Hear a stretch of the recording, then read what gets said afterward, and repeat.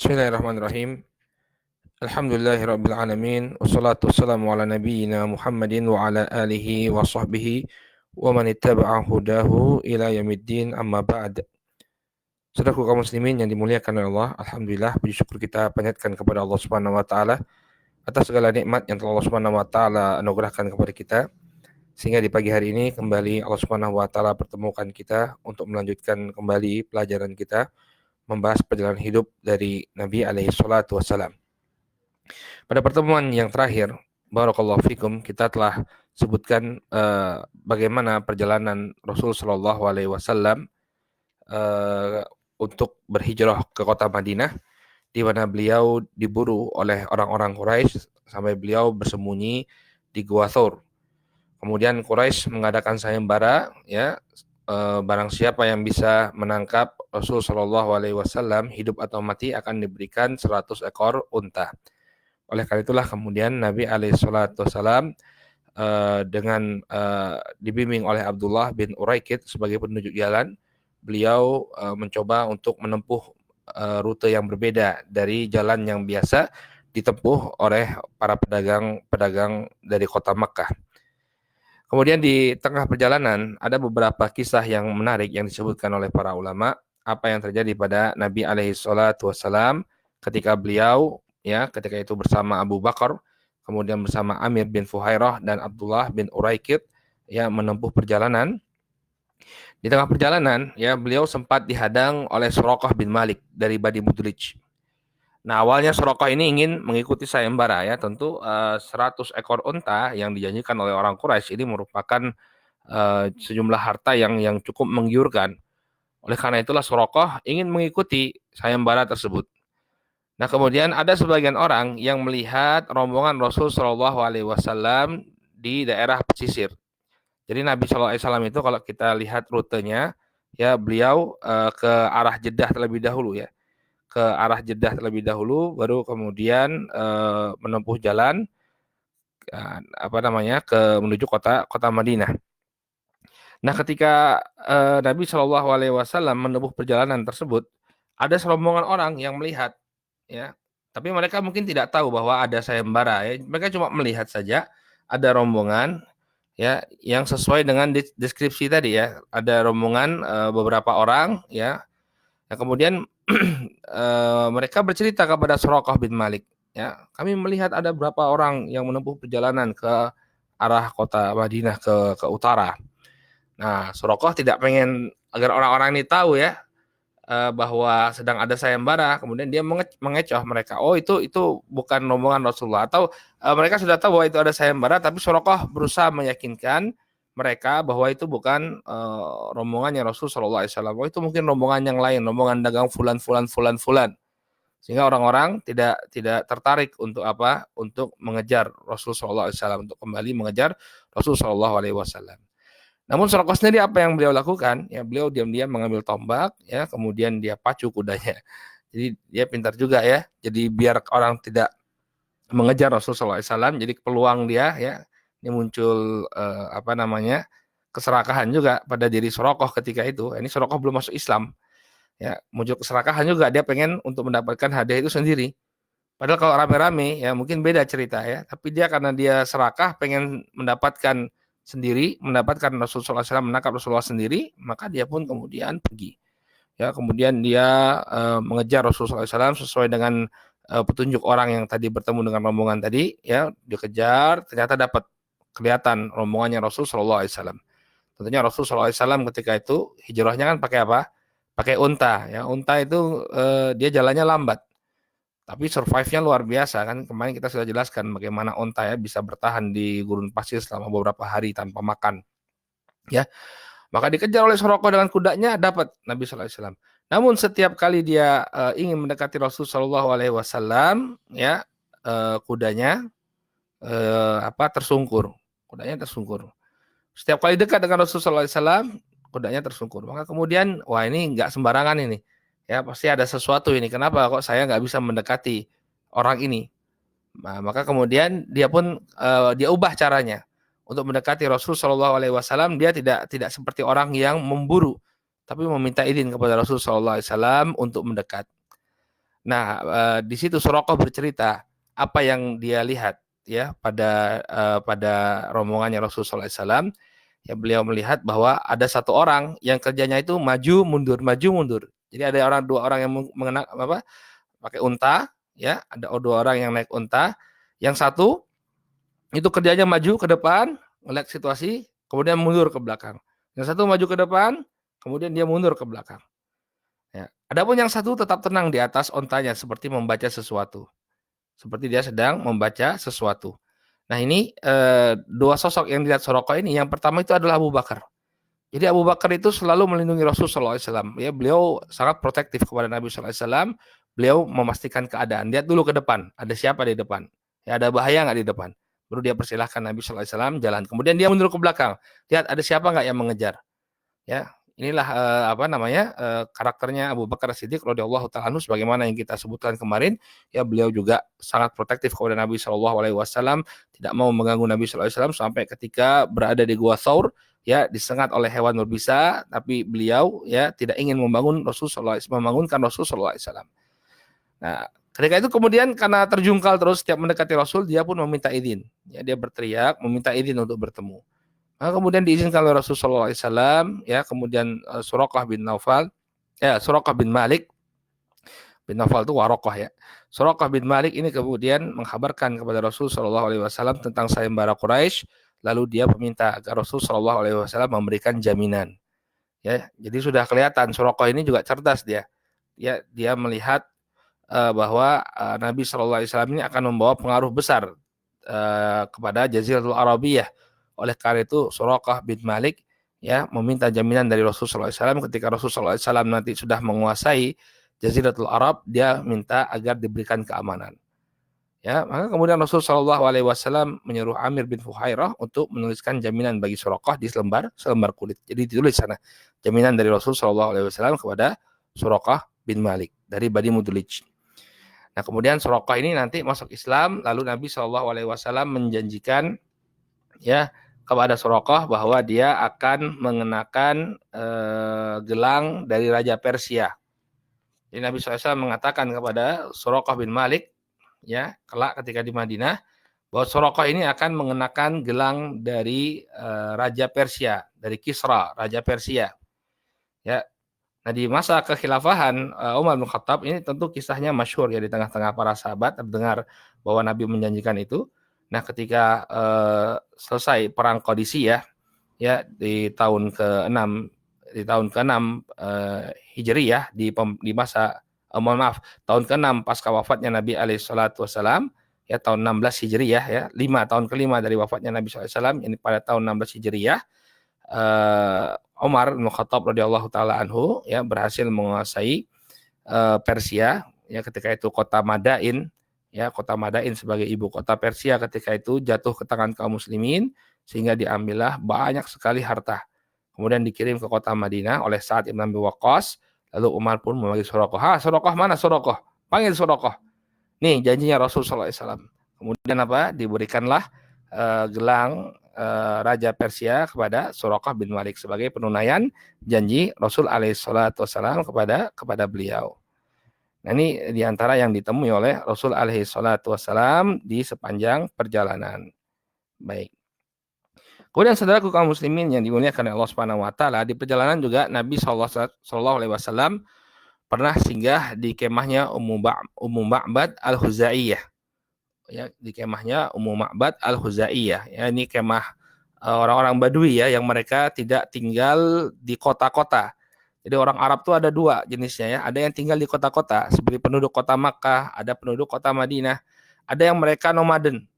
Nomaden artinya berpindah-pindah ya, dan mereka biasanya tinggal di tenda-tenda. Ya, tinggal di tenda-tenda. Nah, ketika itu Nabi sallallahu alaihi wasallam singgah di kemahnya Ummu Ma'bad Al-Huzaiyah dan tidak ada sesuatu apapun yang bisa untuk menjamu Nabi sallallahu alaihi wasallam. Nah, kemudian di sana ada seekor domba yang tidak lagi mengeluarkan air susu.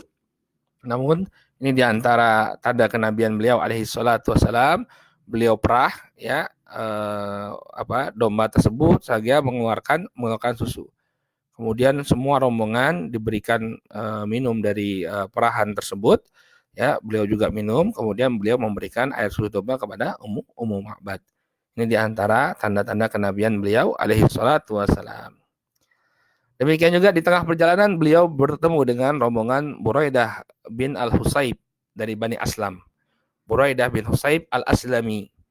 Ya, ketika itu dia bersama rombongannya sekitar 70 orang, ya, kemudian bertemu dengan Nabi SAW, maka Buraidah dan rombongannya masuk Islam.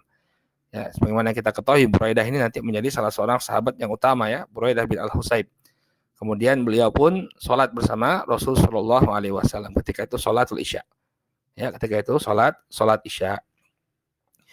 Kemudian ini sekarang kita coba akan ambil beberapa pelajaran penting dari kisah hijrahnya Nabi SAW, karena setelah ini kita akan berpaling atau beralih pada kisah masuknya Nabi SAW ke kota Madinah, karena ini sudah dekat dengan kota Madinah.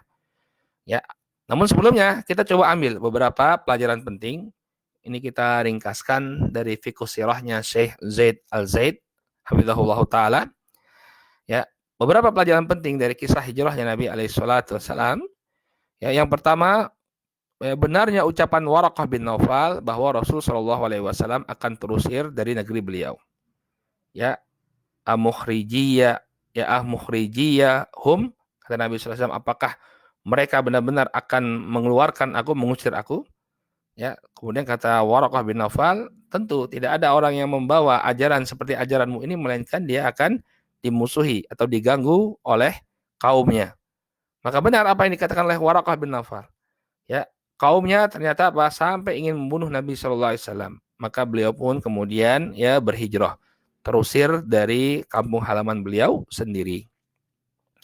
Kemudian yang kedua, beberapa pelajaran penting yang bisa kita ambil dari hijrahnya Rasul alaihissalam ini adalah taatnya para sahabat yang dengan segera meninggalkan kampung halaman mereka. Meninggalkan kampung halaman itu suatu hal yang sulit, ya ikhwan. Ya, meninggalkan kampung halaman ini bukan perkara yang mudah. Ya, apalagi belum tahu apa yang akan kita hadapi di tempat kita yang baru. Kan belum tahu, sahabat, apa yang akan terjadi di Madinah. Oke lah, penduduk Madinah itu memberikan jaminan keamanan bagi kaum muslimin. Tapi bagaimana dengan perekonomian? Ya, bagaimana dengan kesejahteraan? Tidak ada yang menjamin. Ya, namun taatnya mereka, sami'na wa ta'na, mereka mengatakan kami mendengar dan kami taat. Begitu diperintahkan untuk berhijrah, mereka langsung berhijrah, meninggalkan kampung halaman mereka, ya, dengan penuh ketundukan kepada Rasulullah Shallallahu Alaihi Wasallam. Ya, hendaknya kita teladani ini, ya, keteladanan dari para sahabat, bagaimana tunduknya mereka kepada Rasul Alaihi Wasallam. Apa yang diperintahkan oleh Rasul Shallallahu Alaihi Wasallam dengan segera mereka laksanakan. Kemudian peristiwa ini juga menunjukkan keutamaan Abu Bakar. Ya, kita flashback kembali, kemarin Abu Bakar sebenarnya sudah mempersiapkan hewan tunggangan untuk apa? Untuk berhijrah. Tapi kemudian ternyata Nabi SAW meminta dia untuk menunda. Kenapa? Karena Nabi SAW menginginkan agar Abu Bakar Siddiq yang menjadi yang menemani beliau. Ya, ini keutamaan Abu Bakar karena beliaulah yang dipilih oleh Rasul SAW untuk menemani hijrah. Kemudian yang keempat, keutamaan Ali bin Abi Thalib yang rela mengorbankan dirinya untuk menggantikan posisi Rasul SAW di atas ranjang. Ya, jadi agar orang-orang Quraisy yang ingin membunuh beliau itu tertipu, ya, dibuat kamuflase. Ya, Ali seolah-olah tidur, ya, seolah-olah beliau itu adalah Nabi SAW. Ya, jadi orang-orang Quraisy belum melakukan eksekusi, wah itu masih tidur kok, masih aman. Ya, padahal ya Rasul SAW sudah bersiap-siap untuk pergi.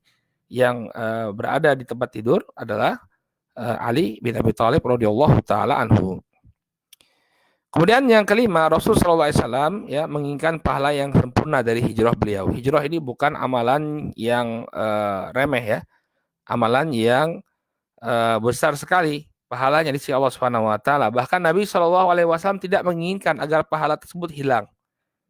Ya, sampai-sampai beliau tidak mau diberi unta gratis oleh Abu Bakar. Ya, beliau maunya beli. Ya, ini menunjukkan besarnya pahala hijrah yang Nabi SAW tidak mau berkongsi. Ya, pengennya beliau saja yang membiayai hijrah tersebut. Beliau tidak ingin Abu Bakar As-Siddiq ya kemudian yang menyediakan kendaraan bagi beliau. Kemudian pelajaran penting lainnya ya, kita bisa melihat bagaimana strategi Rasul Shallallahu Alaihi Wasallam dalam menghindari kejaran kaum musyrikin. Jadi beliau alaihissalatu wassalam tidak langsung saja pergi ke kota Madinah melewati jalur utama, tidak. Beliau bersembunyi terlebih dahulu di Gua Thawr 3 malam untuk mengaburkan ya jejak agar orang-orang Quraisy kebingungan. Ya, mereka menempuh perjalanan apapun, mereka tidak akan mendapati Rasul alaihi salatu wassalam. Ya, mereka tidak akan mendapati Rasul sallallahu alaihi wasallam karena beliau bersembunyi di Gua Thawr. Kemudian jalan yang ditempuh bersama Abdullah bin Uraikid, beliau meminta Abdullah bin Uraikid untuk ya memandu jalan yang berbeda untuk menuju kota Madinah untuk menghindari kejaran kaum musyrikin. Dan ini semua menunjukkan kepada kita ya pentingnya strategi strategi dalam dakwah ya, strategi dalam menghadapi musuh-musuh Islam. Ini dibutuhkan strategi, bukan hanya ya, kalau bahasa Jawanya waton suloyo, ya asal-asalan, tidak, tapi semuanya harus dipikirkan dengan matang. Kemudian yang ketujuh, kuatnya tawakal Rasul Shallallahu Alaihi Wasallam. Ya, beliau tidaklah panik ketika kaki-kaki musyrikin tampak di depan Gua Thawr. Ketika itu Abu Bakar ya, wajar ya, suatu hal yang wajar bagaimana kita ketika berada di suatu tempat ya, kemudian kita lihat musuh-musuh siap membunuh kita, pedang-pedang mereka telah terhunus. Ya, kalau mereka melihat kehadiran kita habis. Tapi Rasul Shallallahu Alaihi Wasallam tetap tenang, ya, dia menghibur Abu Bakar Siddiq, ya, mengatakan bahwa bagaimana pendapatmu kalau ada dua orang, yang ketiganya adalah Allah Subhanahu wa Ta'ala. Kemudian faedah selanjutnya disunahkannya menenangkan dan menghibur orang yang sedang panik. Ya, Abu Bakar As-Siddiq ya panik ketika itu, kemudian dihibur oleh Rasul Shallallahu Alaihi Wasallam. Ya. Kemudian juga pelajaran yang bisa kita dapati dari hijrahnya Nabi Alaihissalatu Wasallam, yakni beratnya perjuangan Rasul Alaihissalatu Wasallam. Selama 3 hari beliau berdiam di dalam gua yang demikian sempit. Kemarin kita sudah lihat ya guanya seperti apa. Nah, beliau Alaihissalatu Wasallam 3 hari 3 malam berdiam di gua tersebut. Ya, ini merupakan kesulitan yang dialami oleh beliau. Jadi barang siapa yang mengalami kesulitan dalam berdakwah, lihatlah bagaimana dakwahnya Nabi Alaihissalatu Wasallam. Beliau terpaksa bersembunyi 3 hari ya di gua yang demikian sempit. Antum sesulit-sulitnya dakwah, nggak ada yang namanya sembunyi-sembunyi seperti itu ya. Ya, kita belum merasakan kekejaman seperti masanya Uni Soviet ya. Banyak di antara kaum muslimin itu kalau mau baca Quran, mereka harus masuk ke dalam ruang bawah tanah biar nggak ketahuan polisi rahasia. Kalau ketahuan polisi tangkap. Ya, mereka baca Al-Quran ya, ngajarkan anak-anaknya agama itu di bawah tanah. Kita nggak ada yang seperti itu. Alhamdulillah bisa ikut kajian online pun tidak ada yang menghalangi ya. Kita mau menyampaikan agama ya dengan begitu bebas, tidak ada yang kemudian menghalang-halangi kita. Ini nikmat yang sangat besar. Nabi SAW dulu nggak bisa seperti itu. Ya, beliau bahkan ya harus berdiam diri di gua yang demikian sempit ya dalam perjalanan hijrah beliau. Kemudian faedah selanjutnya, bolehnya meminta bantuan orang yang kafir. Ya, Abdullah bin Uraikid yang menunjuki jalan beliau itu adalah seorang musyrik. Ya, tidak ada kejelasan apakah kemudian Abdullah bin Uraikid ini masuk Islam atau tidak. Yang jelas ketika menjadi penunjuk jalan Rasul Shallallahu Alaihi Wasallam, Abdullah bin Uraikid ini ya masih dalam keadaan musyrik, Nah, ini perlu kita sampaikan kepada kaum muslimin, boleh meminta bantuan orang kafir, ya, karena sebagian orang ya dari kalangan Harokiyun ya terkadang mereka mencela kerajaan Saudi Arabia, terutama waktu perang Teluk, ya. Kalau orang-orang yang nggak tahu sejarah ya, dia akan mengatakan mencela pemerintah Saudi Arabia yang memasukkan tentara-tentara Amerika ya ke Timur Tengah. Mereka katakan, apa ini kok memberikan atau minta bantuan kepada orang-orang kafir. Minta bantuan kepada orang kafir itu boleh. Ya, suatu hal yang diperbolehkan. Ya. Nah, ini kan urusannya penting. Ya, Abdullah bin Uraikid juga penting itu. Dia menunjukkan jalan. Itu suatu posisi yang krusial juga. Tapi selama kita aman ya, aman dari makar mereka, maka diperbolehkan hal yang demikian. Ya, ketika itu Saddam Hussein ya dengan pemahaman Ba'athnya ya dia ingin menginvasi kerajaan Saudi Arabia. Kerajaan Saudi Arabia ketika itu kekuatan militernya nggak sebanding dengan kekuatan Irak. Maka wajar kerajaan Saudi Arabia kemudian meminta apa? Meminta bantuan dari Amerika ketika itu. Ya, jadi landasannya ada ketika itu dikeluarkan fatwa dari Syekh Abdul Aziz Ibn Baz tentang keberadaan pasukan-pasukan Amerika atau pasukan koalisi di kerajaan Saudi Arabia. Jadi ini menunjukkan ya bolehnya meminta bantuan orang kafir di mana Rasul Shallallahu Alaihi Wasallam meminta pertolongan Abdullah bin Uraikid untuk menunjuki jalan beliau dalam keadaan Abdullah bin Uraikid masih dalam keadaan musyrik ketika itu. Wallahu alam dia masuk Islam atau tidak, tapi yang jelas ketika itu dia masih musyrik. Ini beberapa pelajaran penting dari hijrahnya Nabi SAW. Nah sekarang kita akan ceritakan ini bagaimana penyambutan terhadap Nabi SAW. Yang disebutkan oleh Syekh Sofi Rahman Al-Mubarakfuri dalam Ar-Rahiqul Maktum bahwa beliau ya tiba di Kuba pada hari Senin tanggal 8 Rabiul Awal tahun ke-14 dari kenabian. Ya, ini tahun pertama hijrah. Jadi mulai dihitung hijrah ya.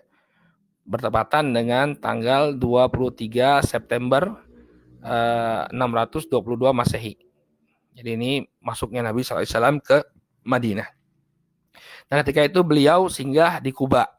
Nah ini jalur Kuba ini, Kuba itu ada di bagian selatan kota Madinah. Ini jalur yang jarang dilewati orang.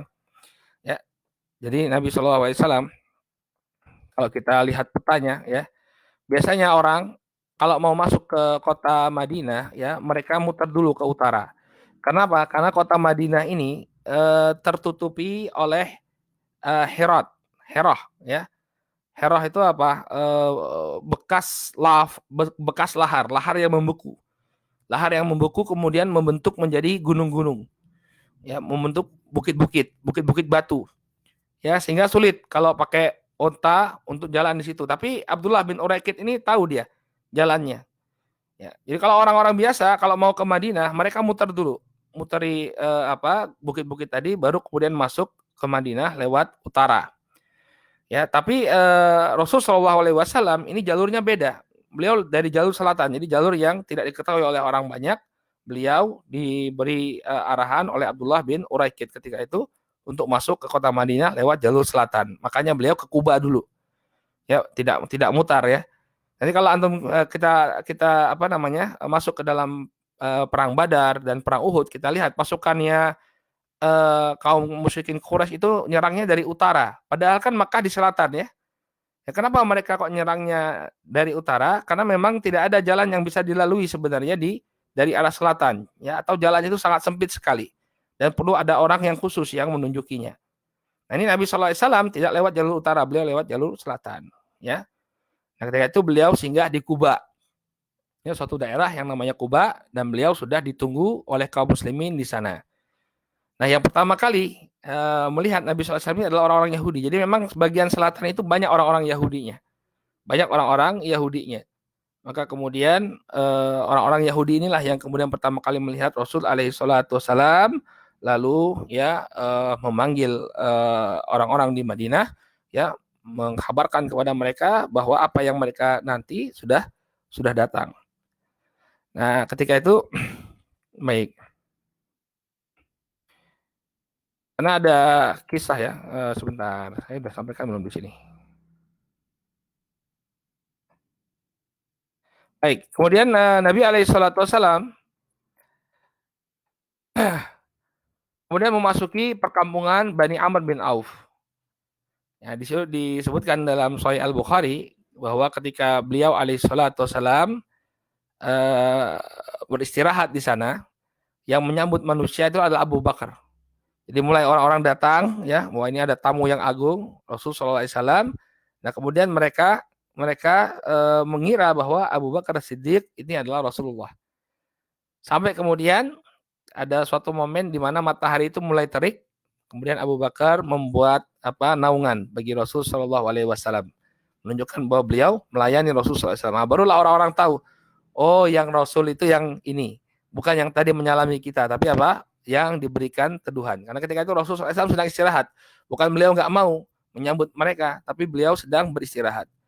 Ya setelah beliau bangun ya baru mereka bertemu dengan Rasul alaihi salatu wassalam.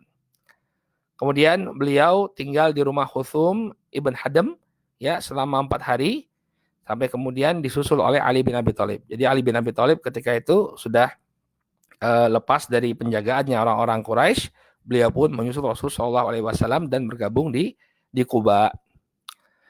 Nah, ketika itu Nabi SAW selama 4 hari beliau berada di Kuba, ya beliau membangun masjid yang pertama, ya maka dibangunlah Masjid Kuba, ya Masjid Kuba ini terletak kurang lebih 6 kilometer dari Masjid Nabawi. Ya, yang berangkat umroh pasti ada tour ya, ada city tour di mana salah satu tempat yang dikunjungi dalam city tour itu pastilah apa? Masjid Kuba. Ya sekitar 6 kilometer dari Masjid Nabawi. Nah, ini masjid gambar-gambar kuno dari Masjid Kuba ya. Ini sepertinya di era Turki Utsmani kalau kita lihat topi prajurit yang berfoto di Masjid Kuba. Ya, ini di masa Turki Utsmani. Ya. Nah, ini juga Masjid Kuba di masa dulu. Kita lihat ada menaranya, satu menara. Kemudian di tahun 1985 dipugar. Masjid Kuba ini dipugar. Ketika itu di masanya Raja Fahad. Ya, dipugar sedemikian rupa sehingga menjadi seperti ini bangunannya. Ini Masjid Kuba. Masjid yang pertama kali dibangun oleh Rasul Shallallahu Alaihi Wasallam. Nah, ini kalau di malam hari indah sekali ya, cantik ya Masjid Kuba, masya Allah. Ini Masjid Kuba, ya masjid yang pertama kali dibangun oleh Rasul Alaihi Wasallam. Nah, ini interiornya. Ini interiornya bagian dalam Masjid Kuba. Masjid Kuba ini unik ya, di tengah-tengahnya ada ruangan terbuka ini ya. Ini ruangan terbuka ini. Kalau hujan ya kena hujan ini. Ya, jadi di tengah-tengahnya ada ruang terbuka. Daya tampungnya kurang lebih 2.000 jamaah. Ya, ini Masjid Kuba. Ya, mudah-mudahan yang belum pernah ke sini ya Allah mudahkan untuk melakukan ibadah umroh, bisa berkunjung ke Masjid Nabawi dan juga bisa berkunjung ke Masjid Kuba. Karena Masjid Kuba ini punya keistimewaan ya, punya keutamaan dari masjid-masjid lainnya. Walaupun pahala tidak seperti sholat di Masjidil Haram dan Masjidil Aqsa, tapi di Masjidil Haram dan di Masjid Nabawi, tapi dia juga memiliki keutamaan. Ya, dan disyariatkan kita berziarah ke Masjid Kuba ya. Di antara keutamaan Masjid Kuba disebutkan oleh Allah Subhanahu wa taala langsung dalam Al-Qur'an bahwa masjid ini adalah masjid yang pertama kali dibangun di atas takwa. Allah Subhanahu wa taala berfirman, "La masjidun ussisa 'ala taqwa min awwali yaumin ahaqqu an taquma fihi. Fihi rijalun yuhibbun ayyatahharu yatatahharu wallahu yuhibbu al-mutatahhirin." Al-Mutahhirin. Kata Allah Subhanahu wa taala, sesungguhnya masjid yang didirikan atas dasar takwa sejak hari pertama itu adalah tempat yang lebih patut kamu sholat di dalamnya. Ini ayat ini berkenaan dengan dibangunnya Masjid Diror. Nanti ketika Nabi alaihissalam akan perang, ya perang Tabuk, itu di akhir-akhir hayat beliau, menjelang wafatnya beliau ada perang namanya perang Tabuk. Itu kaum munafikin bikin Masjid Diror. Ya, tidak jauh dari Masjid Kuba, mereka ingin mengalihkan orang dari sholat di Masjid Nabi alaihissalam. Maka kemudian Nabi SAW menghancurkan Masjid Diror tadi. Kemudian Allah menyebutkan keutamaan Masjid Kuba. La masjidun ussisa 'ala taqwa min awwali yaumin ahaqqu an taquma fi. Sesungguhnya masjid yang didirikan atas dasar takwa sejak hari yang pertama, sejak permulaan, ya ini lebih patut engkau sholat di dalamnya. Fihi rijalun yuhibbuna ayyatahharu ya wallahu yuhibbul mutahhirin. Ya, di dalamnya ada orang-orang yang ingin membersihkan dirinya dan Allah Subhanahu wa taala ya menyukai orang-orang yang membersihkan diri. Ya, yang membersihkan diri. Disebutkan bahwa orang-orang Kuba mereka punya kebiasaan membersihkan kotoran-kotoran mereka dengan air. Ya, beristinja dengan air. Ini yang membuat mereka dipuji oleh Allah Subhanahu wa taala karena mereka sangat menjaga kebersihan. Jadi orang dulu istinjanya pakai batu. Tapi orang-orang di Kuba sudah beristinja pakai air. Ya, yang membuat mereka dicintai oleh Allah Subhanahu wa taala. Kemudian juga di antara keutamaan Masjid Kuba ya bahwa disunahkan untuk sholat di sana. Ya, disebutkan dari Sahal bin Hunayf, ya, hadisnya sahih insyaallah.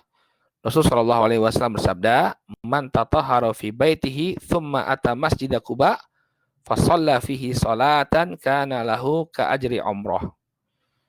Barang siapa yang bersuci di rumahnya, kemudian dia datang ke Masjid Quba, lalu dia sholat di sana, maka dia akan mendapatkan pahala umroh. Jadi kalau kita berziarah ke kota Madinah, kemudian ada program perjalanan ke Masjid Quba, kita wudhu dulu. Wudhu dulu di penginapan atau di hotel kita, kemudian kemudian baru kemudian pergi ke sana, lalu sholat apa saja di sana. Mau sholat sunnah tahiyatul masjid, sholat duha, terserah, ya, maka kana lahu ka ajri umroh. Insyaallah akan mendapatkan pahala umroh. Dan juga Nabi SAW punya kebiasaan. Nabi SAW punya kebiasaan, ya, setiap Sabtu beliau Shallallahu Alaihi Wasallam mendatangi Masjid Quba, ya, dalam keadaan jalan kaki atau berkendaraan, kemudian sholat dua rakaat. Baik, kita potong dulu ya. Ini sesi pertama. Nanti insya Allah kita akan lanjutkan. Saya mohon break dulu sekitar 5 menit. Nanti setelah ini kita akan lanjutkan di sesi yang kedua, bagaimana pembangunan Masjid An-Nabawi. Baik, insya Allah tunggu sebentar. Sekitar 5 menit lagi kita akan kembali.